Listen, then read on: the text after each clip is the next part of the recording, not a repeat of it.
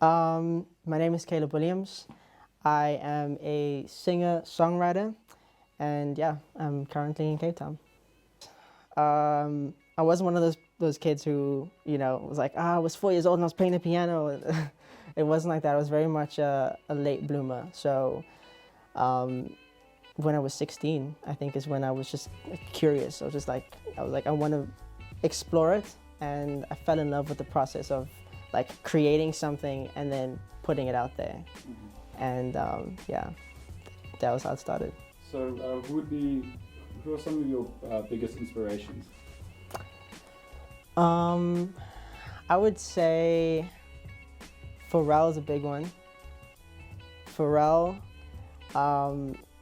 Justin Timberlake, more for how he performs. I think he's a great performer. And like Quincy Jones, vision, absolute vision. So I think those are like some of my biggest influences. Awesome. So I'm pause for a second and change it. Can I put this on my story like a young boomerang? Of course. Because I think inactive.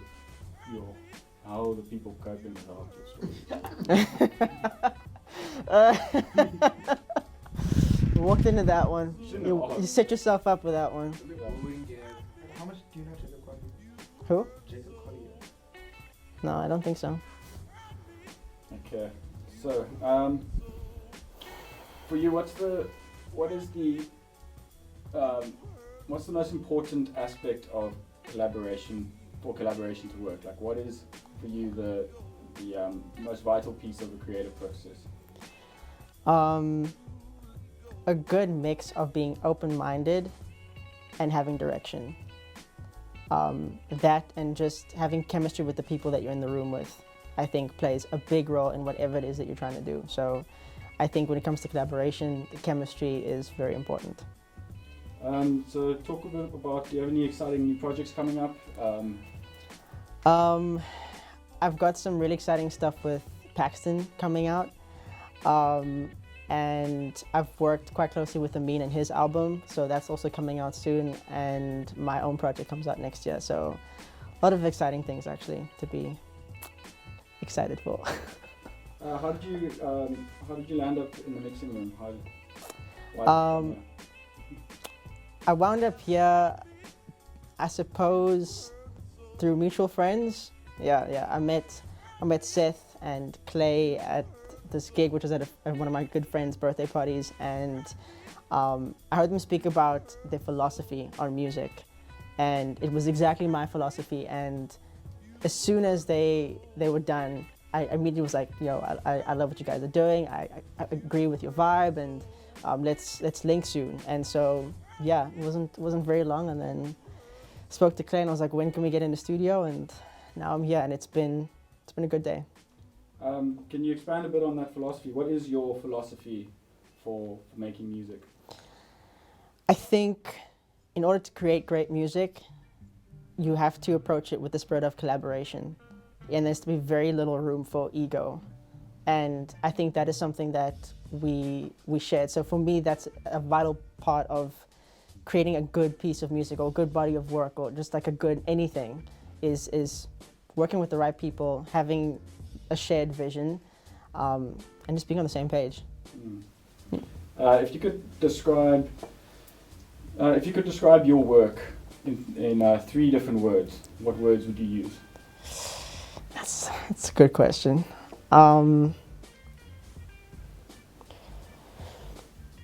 Unexpected, moving, fun. If you could have a dinner with 3 historical figures, who would they be? At any point in time. Just say, if I could have a dinner, I would invite So and so. Yeah. I think for me, I would love to have dinner with Quincy Jones. I think his mindset and the way he approaches music, I would learn so much. Ruben, funny enough. Yeah, Rick Ruben, I think would be a well of. I think I would walk away from that conversation with a lot. And Bruno Mars probably, because I think we have a lot of fun. So yeah, can't be all serious all the time. Nice. What do you think is missing from the South African music scene, specifically in terms of lyrical content? If there is anything missing, maybe it's not. There's a lot missing. I think, and this is just my opinion, I think that a lot of South Africans have just kind of like they've become very accustomed to like a certain standard of lyrical content, and it's not a good standard. It's a very low standard, and that for me is such a problem because all it does is it perpetuates the whole thought that you don't have to put a lot of effort into the things that you say, and people are just okay with it, and that makes people lazy. So I think that something needs to change. Is people need to take storytelling more seriously and just be better writers. Just be better writers. It's so bad, yeah. So I think that needs a lot of room for improvement. Yeah.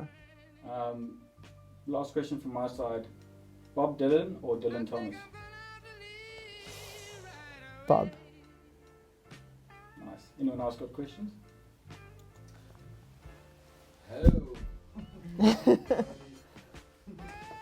have a question yet. Oh, you just said hello. Yeah. I think it was you. How did you know you were a good songwriter? That's a good question. Probably, I think for me, it was a moment where I was in a session. I was working with someone else who was a songwriter, and I could do what they did a lot quicker. Wow. And that to me was like a moment for me. I kind of stepped outside of myself and was like, oh. So for me that was like, oh, I can actually do this. Like I can do this quickly and I can do it efficiently and and it's quality all the time. And I think I never wanted to lose that. And I think because I had that high standard, it kept pushing me to never get complacent. What did it feel like when you had your first like big artist, like working with your first like the likes of Paxton, you know? Here's the thing is like I don't think I ever like I don't think I envisioned it in the sense of, oh, I'm working with this big person. For me, you're a person, you've got a voice, you've got a tone, you have a story. How can I tell your story? How can we work together?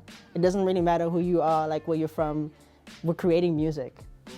Where did you get that mentality from? Because it's so easy to get caught up in the like pop culture where you're like, I'm working with this person. Like what was it? Just your natural demeanor and attitude towards it, or no? I think Can I be a stickler and can you just say, I think I got that mentality. Oh yeah, sure.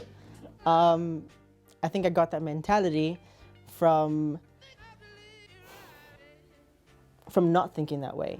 I used to perceive people who were in the industry as competition, and then at some point my focus shifted to myself, and then I only saw myself as competition.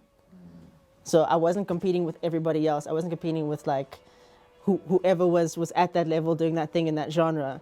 I was competing with myself. I was like, cool, how can I be better than who I was yesterday? Or how can I be better than and I think because of that, when I met these people, I didn't see them as anything other than people who do what I do.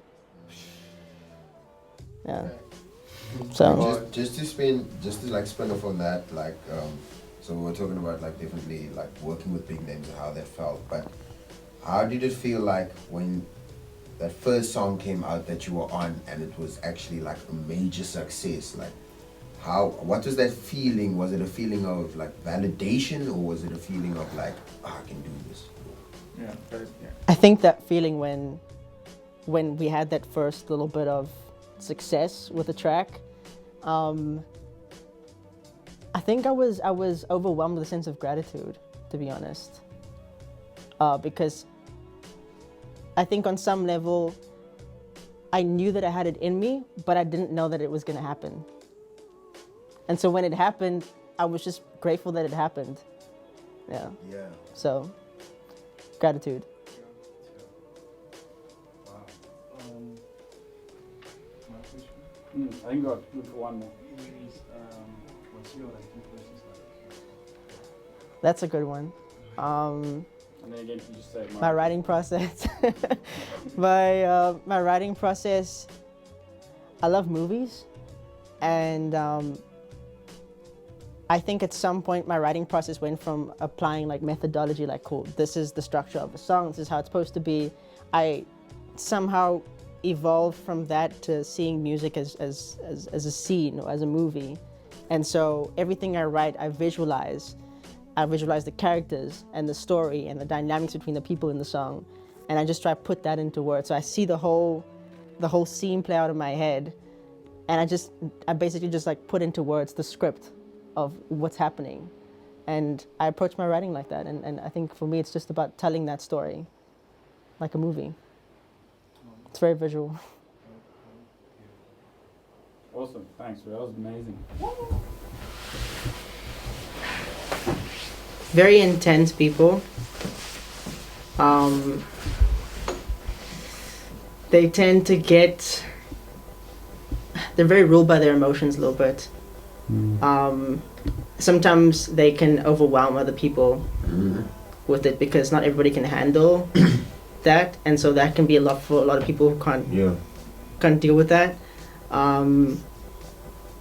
But from the areas that I know, they may be that on the outside, but really they are quite like soft people on the inside, which I think is but don't fuck with an Aries because the ugly side is very ugly, very very ugly. Very very intense. So, but it takes. No, it's a real thing. It's a real thing. Are you maybe a Aries? I don't know. None of that sounded like completely true. Like 100%. Well, Gab's gonna be at the show. Jody's also an Aquarius.